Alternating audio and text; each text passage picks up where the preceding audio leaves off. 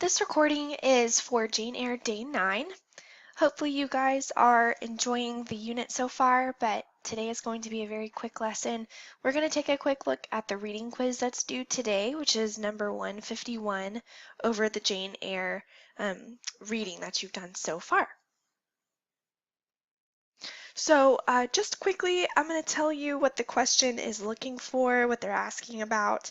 We might discuss a little bit about what the question is asking, but for the most part, I'm just going to lead you in the right direction and you'll be on your own to make sure you answer the best that you can. So number 1 is asking about how Jane is left at the altar. So I just have a quick reminder for you as you're answering that question on the quiz. You want to remember that Rochester has a secret. So that is an important thing to remember, and I think you guys, if you've read, you will remember what the purpose was and what caused Jane to be on her own at that point. Number 2 asks about the mood of a passage. Remember that the mood is the feeling that it gives the reader. It's not what the actual writer was feeling, but it's about how it makes us feel. So we are looking at the connotation of words. Let me read you the passage and then you guys can think about how you might answer that one. Mosquitoes came buzzing in and hummed sullenly around the room. The sea, which I could hear from thence, rumbled dull like an earthquake. Black clouds were casting up over it. The moon was setting in the waves, broad and red, like a hot cannon ball. She threw her last bloody glance over a world quivering with the ferment of tempest. So this is it's full of connotation. There's lots of feelings that are going on. Think about this time in the novel that Jane is experiencing certain emotions. So you'll want to keep in mind which words are full of connotation. I have squared off some of those words, and so those might be helpful to figure out what mood it gives us as we're reading it. Okay. All right, number 3 is asking about which words contribute to the passage's triumphant mood. So it gives you what the mood is, and it's triumphant here for a different passage.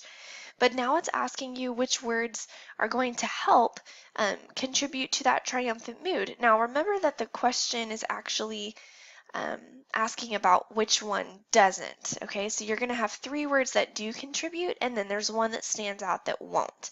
So in order to figure out which one doesn't, you're going to be looking for the words that sound triumphant, and then mark those off as you find the ones that do sound that way. Now if you're wondering what triumphant means, then get that dictionary out and use that so it can help you. So let me read the passage for you. The sweet wind from Europe was still whispering in the refreshed leaves, and the Atlantic was thundering in glorious liberty. My heart, dried up and scorched for a long time, swelled to the tone and filled with living blood. My being longed for renewal. My soul thirsted for a pure drought. I saw hope revive and felt regeneration possible. So think about which words in the options are words that give off a triumphant mood. Okay, number 4. Which of the following statements is true of the presentation of Jane Eyre and Blanche Ingram? Remember how they are similar and how they are different and what their relationships look like with Rochester. So some things I want you guys to consider as you're looking over the options on the quiz. Think about why Jane is interested in Rochester. That's an important thing to be able to answer for this question. Also think about why does everyone consider Blanche a good match for Rochester? That's also an interesting part of the story about the caste system that they really are in and the different classes that they prescribe to in their society. Another question to think about is why Rochester is attracted to Jane, because we know that's true. So what truly is what attracts him to Jane? And then the other question is, how is Jane different from Blanche? There are lots of differences between those two women. All right, number 5 is asking about Rochester's character. Okay, so let me read this quote from Rochester. I don't doubt myself, said Mr. Rochester. I know what my aim is and what my motives are, and at this moment I pass a law, unalterable as that of the Medes and Persians, that both are right. So how does this make him sound? What words describe him? Look at your options carefully. Make sure that you are sure about what this passage says about what you know about Mr. Rochester. Does it make him sound confident, unsure, humble, gracious? So think about what it actually makes him sound like and what his character truly is, because at this point in the novel you really should be pretty familiar with who he is. So here are some quick reminders. I know this was a short class. It's because it's a recording for you and you guys are just having a lot of reading, and so I didn't want to take too much of your time. But just to remind you, we do have live class resuming tomorrow, so I will see you then.